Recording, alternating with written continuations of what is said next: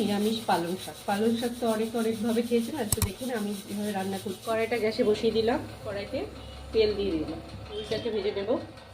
কারা কারা আমার মতন বড়ি খেতে পছন্দ করে কমেন্ট করে যাচ্ছে। আর বেগুনগুলো ডুমু ডুমু করে কেটে নিয়েছি, কিছুটা বেগুন দেবো তাই বেগুনগুলো ডুমু ডুমু করে কেটে নিয়েছি।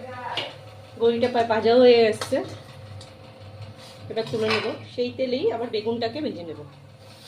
বেগুনের সামান্য লবণ, একটু হলুদ দিয়ে দেবো। বেগুনটা সিদ্ধ হোক, চাপা ঢাকা দিয়ে দিই। ঢাকনাটা সরিয়ে দেখছি, বেগুন প্রায় ভাজা হয়ে গেছে। এই দেখুন লাল লাল করে বেগুন ভেজেছি। কড়াইতে শুকনো লঙ্কা ফোড়ন, কাঁচা লঙ্কা দুটো, কাঁচা লঙ্কা আর আদা। এই শাকের অন্যতম ওই আদা ছাড়া শাকটা টেস্ট পাওয়া যাবে না। আদা দিয়ে ভাজা ভাজা করে নেব। এবার পালং শাকটা ছেড়ে দেবো। সামান্য লবণ দিয়ে দেবো, যেহেতু বেগুনে লবণ দিয়ে ভেজেছি তাই সামান্য লবণ দিতে হবে। সামান্য পরিমাণে হলুদ,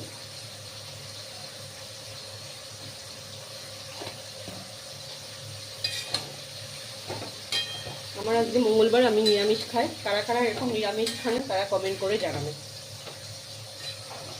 এইসব সবজি নতুন উঠছে তো খেতেও টেস্টে লাগবে। আদাটা দিলে শাকের একটা খুব সুন্দর স্মেল আসে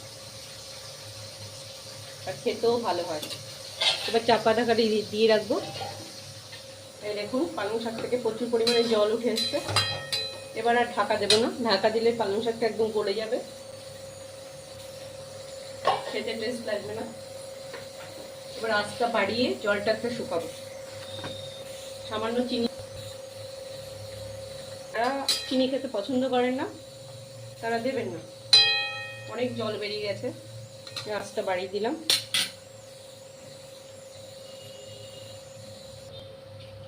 এবার বেগুনটা আর বড়িটাকে একটু ভেঙে নিয়েছি, দিয়ে দেবো।